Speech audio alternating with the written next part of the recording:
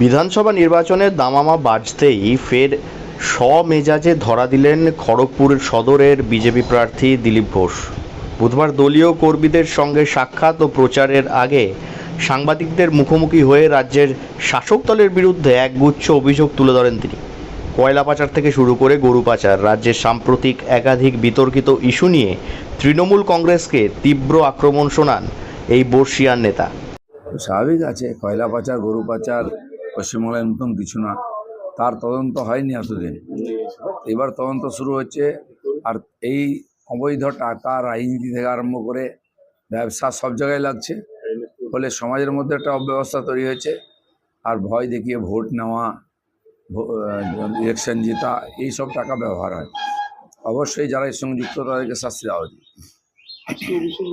Abhishek Banerjee tweet করেছেন, বাংলার নির্বাচনের ঠিক 10 দিন আগে গ্রেপ্তার, এটি গণতন্ত্র নয়, এটি স্রেফ ভয়ভীতির প্রদর্শন। নির্বাচনের দিনও গ্রেপ্তার হতে পারে, এতে কোনো তিথি নক্ষত্র থাকে না।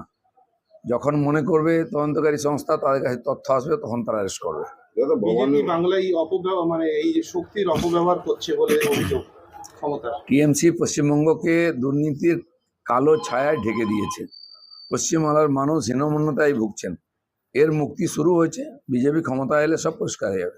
ভবানীপুরে শুভেন্দুর পোস্টার ব্যানার ছেঁড়ার অভিযোগ, রাত পর্যন্ত পুলিশের ভূমিকায় ক্ষোভ, ভবানীপুর থানা ঘেরাও। খালি ভবানীপুর নয়, এখানে খড়গপুরেও আমাদের পোস্টার ব্যানার ছেড়ে দেওয়া হচ্ছে রাত্রেবেলা গিয়ে। আমরা কমপ্লেন করছি। আমাকে জেলে ঢুকিয়ে দিন, আরো বেশি ভোট পাবো, না হলে গুলি করে মেরে দিন। দুর্গাপুরে কমিশন এবং বিজেপিকে তো মমতা ব্যানার্জি এখন এই সিম্প্যাথি কার্ড খেলবেন, আমাকে জেলে ঢোকাচ্ছে, আমাকে মারার চক্রান্ত হচ্ছে, এইসব বলে কিছু না। হয়তো তারপরে আক্রমণ করাবে নিজের থেকে, যাতে লোকের সিম্প্যাথি পান।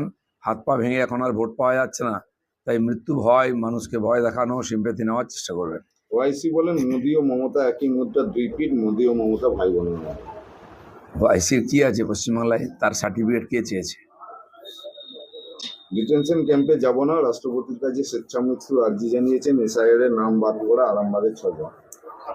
বহু লোকের নাম এখনো ঝুলে আছে, কেউ ডিটেনশন ক্যাম্পে যাবে না। এই ইলেকশনে ভোট দেবে, নাহলে পরের ইলেকশনে ভোট দেবে। যার তথ্য আছে, ডকুমেন্ট আছে, তাকে কেউ আলাদা করতে পারবে না। দিলীপ এবং তির্যক মন্তব্য একে অপরের পারস্পরিক।